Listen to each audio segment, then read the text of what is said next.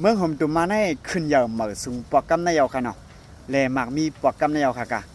มีน้องหลายออกข้าวดังกว่าดีเมืองราชาเปิดตาเด็กอุปไปหมักมีเฮอเมืองมันเฮอพอขึ้นยาวเหมือสูงเนี่ยค่ะนะ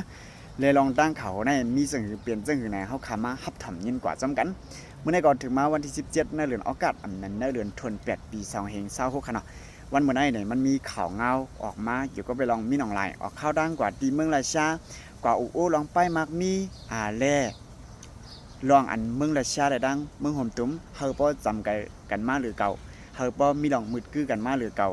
เฮาป้อมีลองจำเจอแนนหนาฮักหอมกันมาหรือเก่าเนี่ยป้อลัดดีป้อปัดดีแก่ๆเป็นไงค่ะนะออกข้าวร่างกว่าขนาดกว่าเมื่อไหร่เนี่ยกว่าอูปีในเมืองราชาขนาด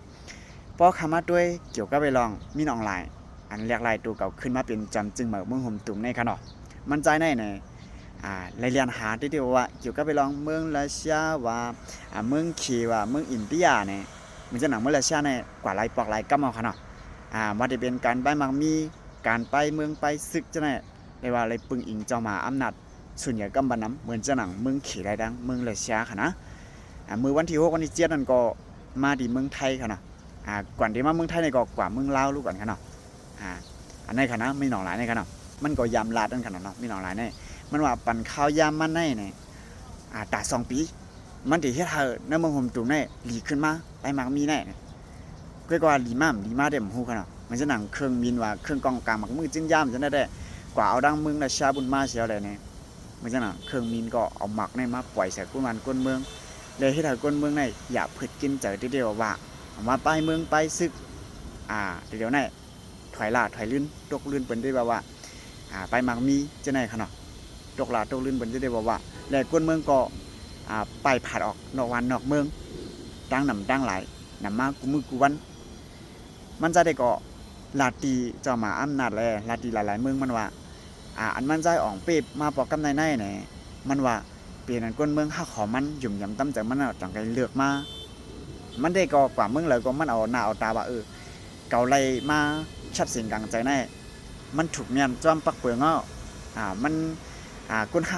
เมืองเขาเนี่ยฮักก็เขาจังเลือกเก่ามากใครวันนั้นขนาดเนาะ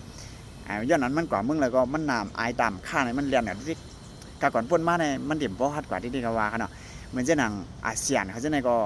กาก่อนป่นมาเป็นก็ซีมันต่อถึงจะเรียกว่าเป็นก็วางมันก็ว่ากาก่อนป่นมาได้เจอเนี่ยขนาดมันก็อยู่เย็นกันคือมันก่อนเพราะฮัดออกดอบลาดขึ้นกำไรซ้ำมันฮัดออกลาดเอาขนาดมันว่าเจ้าหนังคาลาดเมื่อกี้นั่นขนาดเนาะมันจะหนาอาเซียนก็แต่ได้ขัดพอดตัวเตี้ยนเสียอะไรกับอุปอาเซียนมันก็มันตับหรือว่าสุรุจึงคือก็สมมติอุปตีเกาดีๆจ้าจึงมาอุปตีเกาเนี่ยมันออกมาลัดใครว่าไม่ต้องมั่นใจตัวเก่ามาก็ว่าอยู่ที่ก้นเมืองส่วนใหญ่กำบันน้ำได้ก็ว่ามันเปลี่ยนปังอันดอดแคบกลางใจแต่ดีอันนี้ห้างนี้พังในขนาดเนาะมันจึงเขาว่าให้เนิ่มมาอย่าซ้ำเอาโคปี้เพียนมาขนาดเนาะจะไหนคะนะเดี๋ยวได้ก็เขาขับไปมาด้วยกับจำกันวางเงาไลน์มาตีเป็นมาจึงคือเที่ยงตีเรียกไลน์มาทางจึงคือเนี่ยจังไปมาเราลัดมีพี่น้องได้ก็ได้เชื่อเขาแทงกันเลยเขาสั่งไก่มาอุบกันกันเนาะพี่น้องเขามีตั้งหันถึงเจ้าไหนก็ปันไว้ตั้งหันถึงสื่อสวัสดิ์ตั้งแต่วิดีโอโคในอะไรกันเนาะข้าวยำแทง2 ปีเขานะปั่นแทงข้าวยำมันเดี๋ยวให้เราไปหมักมีน้ำมันหอมตุ่มดีว่ะริมดีไปมาด้วยกว่าจอมกันแข็งอิดเงี้ยเขาเนาะเก็บสืบปืนเพขาวหยอดอิน